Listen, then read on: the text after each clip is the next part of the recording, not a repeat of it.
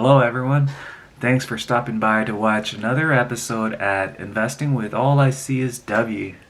Today, I wanted to make this video to share with you not only some stock tickers that I feel can add value to your investment portfolio, but first off, I wanted to talk about just personal mastery and purpose in life, right? Before I begin talking about money, investments, and finances, I wanted to first off talk about what's purpose. And at least for me, how I define purpose is it's about understanding what's my own personal leadership, what makes me happy, right? And how I define my own satisfaction level with being content in this world is, hey, I got to figure out what my plan strategy is. One, how do I make money? Two, what really makes me happy? And three, what are the things that I need to focus on so that I can continue to prioritize my day. So, for example, getting into that routine, waking up early, 5 o'clock in the morning, getting your run in, getting your workout in, getting your meditation in, getting to work, getting that task done so that you get onto that fuel stream of just getting shit done, right? Just getting that high productivity in place so that you're being utilized for every second of the day. And you know what? At the end of the day, you're going to just reflect back and you're just going to be looking at planning for the next day ahead. And that's what's going to be amazing, right? Once you start getting into the phase of, hey, you know what are the 3 tasks that I'm going to plan for the next day? And let's say at the end of the day, when you write out your 3 ultimate tasks for the next day, then that really allows for you to problem solve what you're going to achieve through your sleep for the following day. So that's just good practice, and I tend to do that as well. I just write down daily task items for the following day, although I'm not entirely consistent, but I like to get back to that and push that and get back into a schedule where I'm just very productive and, you know what I mean, focusing on what really matters, what is able to bring me value in my life, not only with happiness, but most importantly, through work, through my personal leadership, and just happiness, those who are around me to support in terms of what I do. So that's what's important, okay? And I wanted to emphasize that. I know we all here are investors, we're busy with trying to make gains throughout the day, but there's more to that though, okay? And that's what I wanted to share with you. Kind of reflect back and understand, okay, let's say if the stock market wasn't here or anything, right? So what is going to be your own purpose? So try to figure that out, okay? And my purpose is, at least for work, it's doing the good things, helping out other people, and most importantly, teaching that back to the community and just being a good person, right? I think that will take you very far in life while you apply these rules that you have in place. But just always having that helping hand and always showing that level of gratitude. And I think once you present all of those characteristics, then I personally feel that eventually this will have a positive outcome for you to think straight with a positive focus so that you can also apply this to your own investment strategies as well. And I feel like this actually helps me. Let's say, for example, when I do my early activities where I get my meditation in and so forth, and when I just sit down and reflect back and I start doing these trades, that I'm just more sharp, and emotionally I don't get so connected, and I can just do what I'm supposed to do, and that's to add value and gain on the positive proceeds. Okay, so that's another life lesson I wanted to share with you, just with having that sense of gratitude, and most importantly, figuring out what's your purpose, right? Figuring out what's your normal day-to-day like, and how does that connect with your overall purpose. I think that's what's key, right? You look at it from a zoomed in view within the day. What did you do throughout the day?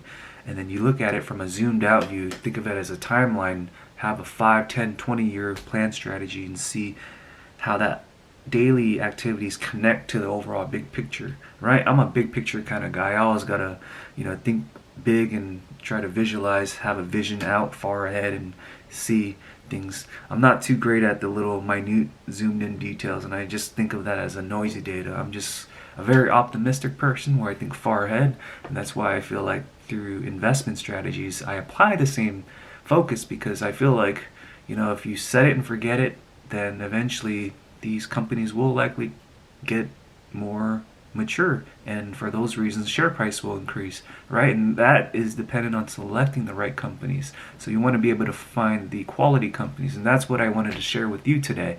So shifting gears now, I wanted to just quickly, just talk about the stock market in terms of where we are at today. And as we all know, right, we heard from the news the president of the United States and the first woman president are infected with the COVID-19 pandemic. So, my heart's and prayers out to all the high up people who are impacted with the COVID-19. It sucks to hear that, and we just hope that everyone gets better, because we as we're all human species. Let the guard down, and let's just hope that those who are infected, heal fast and quickly, and let's just hope the best for the family.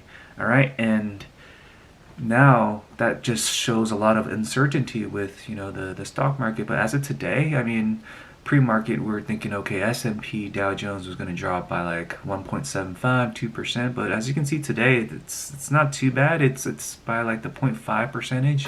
And in terms of the stocks that I've been monitoring, I mean, I see a number of companies going down, like for example Apple. It was previously hovering like at minus 3 or 4%. Now it's at minus 2%. I still think this is a great buying opportunity for you to capitalize on discounted share price of great companies, right?